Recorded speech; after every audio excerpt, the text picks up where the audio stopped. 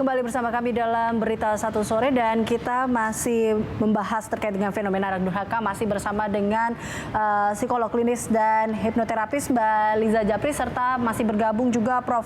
Adrianus Meliala, kriminolog UI. Tadi kalau kita berhenti di exposure media, ini memang cukup menarik Prof. Dan juga Mbak Liza, adalah kita tahu bahwa salah satu pengakuan dari tersangka yang ada, ini ia sempat mengatakan bahwa terinspirasi dari kasus-kasus yang pernah ada sebelumnya. Terlebih juga kita sebut, dia mengatakan kasus Munir, kasus juga Mirna, seperti itu. Nah, ini kalau tadi menarik ketika Mbak Liza bilang ini exposure media menjadi salah satu juga mengambil peran dalam hal ini. Kita kan hidup di zaman di mana media ini bisa jadi ya bumerang juga sebenarnya. Bisa berguna tapi bisa juga jadi bumerang yang menyakitkan buat kita. Kan nggak mungkin juga tidak ada media. Bagaimanapun juga kalau di psikologi ada yang namanya learning teori, social learning. Kita belajar apa yang dilakukan orang lain. Kita kan masih makhluk sosial.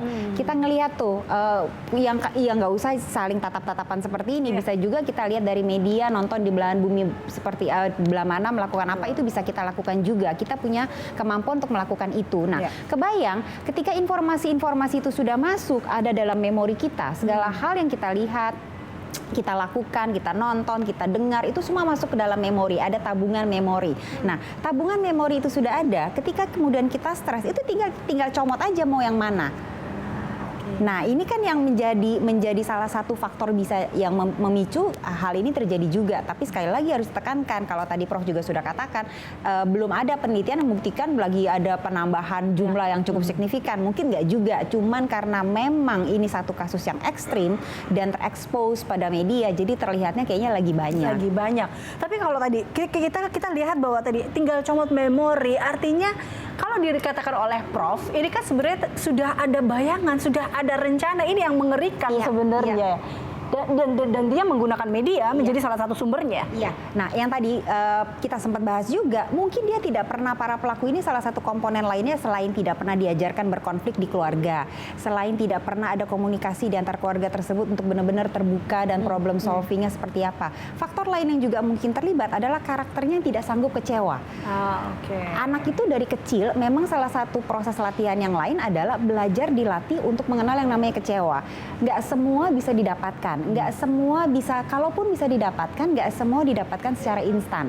Ada proses, ada perjuangan, ada kadang-kadang pengorbanan juga. Nah, ini tidak ada banyak kondisi di mana individu tersebut tidak melewati ini. Sehingga ketika kemudian dewasa, tuntutan sudah semakin banyak dan dia masuk ke realita kehidupan nyata, tidak bisa dilindungi lagi sepenuhnya sama keluarga, itu nggak tahu gimana cara mengolah kekecewaan dan marah tersebut. Manajemen angernya akhirnya lost di situ ya. Oke, Prof, tanggapan Anda, Prof, ini kalau kita balik lagi, media memang terkadang menjadi pisau bermata dua ya.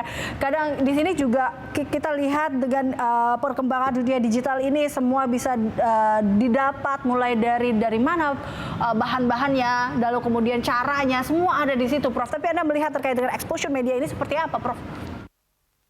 Itu memang menjadi concern yang yang prioritas ya bagi para kriminolog ataupun penegak hukum pada umumnya. Mengapa? Karena fenomena copycat, fenomena meniru untuk hal-hal yang jahat ya, jadi imitasi tapi hal-hal yang jahat gitu, itu sudah kelihatan betul, ya, sudah terasa sekali. Ketika misalnya si pelaku ditangkap, lalu bilangnya, ya saya meniru dan lihatnya dari TikTok, saya melihat apa yang ada di IG gitu ya. Jadi referensinya di situ. Gitu. Kalau dulu masih lumayan, saya dengar dari teman, saya mendapat contoh dari teman menjadi referensi ya, peer begitu. Sekarang peer sudah mulai berkurang dan digantikan oleh media sosial. Nah, bayangkan kerepotan kita ketika misalnya ke depan itu, lalu kita akan bertemu lagi dengan berbagai macam kejahatan baru, penyimpangan baru, seiring dengan makin bervariasinya hal-hal yang masuk dalam dunia media sosial itu. Jadi saya kira kalau kemudian ada beberapa pihak yang mengutarakan mengenai pembatasan dalam tanda kutip, ya itu mungkin ada benarnya juga begitu ya. Tapi walaupun itu bukan ranah saya. Nah, ketika bicara mengenai mengapa ada orang yang mau melakukan copycat, maka minimal ada dua perspektif yang dia bangun. Yang pertama adalah perspektif keuntungan. Jadi bicaranya mengenai ini enak dilakukan nih. ini gampang dilakukan dan hasilnya banyak gitu ya. Jadi selalu yang dilihat adalah hal-hal yang baik saja, baik menurut versi dia ya, menguntungkan, mudah saja begitu ya dari versi dia, sehingga kemudian dia mengambil keputusan untuk itu. Yang kedua adalah bahwa tidak ada peer. Jadi peer ini menurut saya penting bagi semua orang untuk kemudian menjadi tempat untuk yang bersangkutan itu melakukan the last checking ya, menguji untuk terakhir ketika dia mengambil, apalagi terutama hendak mengambil satu keputusan yang ekstrim. Apakah itu misalnya teman, apakah itu mungkin teman bermain atau teman kantor atau apalah begitu ya, sehingga kemudian dia bisa memberikan masukan, mereka bisa memberikan masukan yang konstruktif. Nah, ketika dalam hal ini yang bersangkutan tidak memiliki teman ya, sekali lagi ini juga pengaruh dari media sosial di mana orang lebih asik ya berkomunikasi via gadget daripada berkomunikasi langsung begitu ya. Maka kemudian orang tidak pernah membangun satu persahabatan. Nah, ketika kemudian dia hendak mengambil satu keputusan yang fatal, ya udah bablas saja. Tidak ada teman yang kemudian mengingatkan bahwa itu adalah salah dan meminta agar berhenti. Demikian, Mbak. Itu dia, Mbak Liza, kan gimana pun juga kita adalah makhluk sosial, saling berinteraksi. Mungkin benar apa yang dikatakan oleh Prof bahwa kita lupa dengan hal itu karena sudah ada gadget di sini.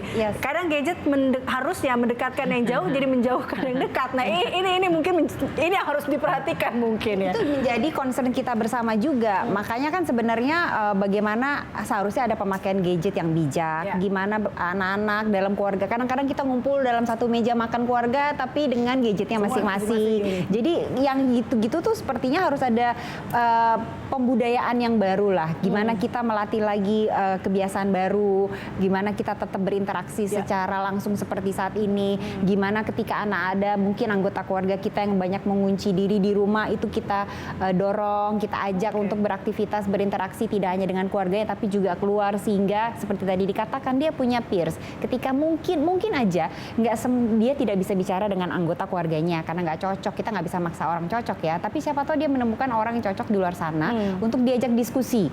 Apakah ini benar nih membeli racun ini gitu? Aku lagi kesel nih sama keluarga. Oh, kenapa? Bisa dibicarakan nggak? Nah, siapa tahu itu bisa menjadi last checking seperti tadi kata Prof. Artinya kadang kita menghindari hal-hal kecil yang kita anggap bahwa itu sudah biarkan, tapi ternyata itu pada akhirnya menjadi bom waktu di akhir bagi anak-anak ataupun keluarga kita, seperti itu. Oke, mungkin closing statement dari Anda, Mbak Liza, dan juga Prof. Ini saya mulai dari Mbak Liza. Mbak Liza, jadi apa yang mungkin yang harus dilakukan agar ini tidak menjadi bom waktu juga, dan ini bagaimana kita mengatasi kalau mungkin tidak bertambah, paling tidak kita menghentikanlah fenomena-fenomena ini. Bagaimana caranya? Kalau saya sih konsisten dan sinkron dengan yang tadi saya katakan ya. Keluarga itu harus belajar berkonflik, itu sudah jelas. Mereka harus belajar bagaimana sama-sama duduk kemudian menyelesaikan masalah yang ada.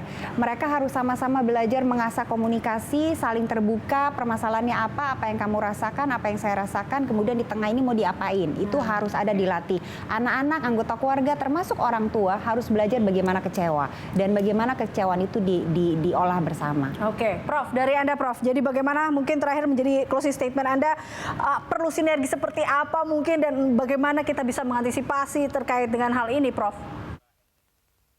Ya, secara ilmu kebijakan publik saya kira tidak wise ya untuk kita berespons terlalu pada kasus ekstrim.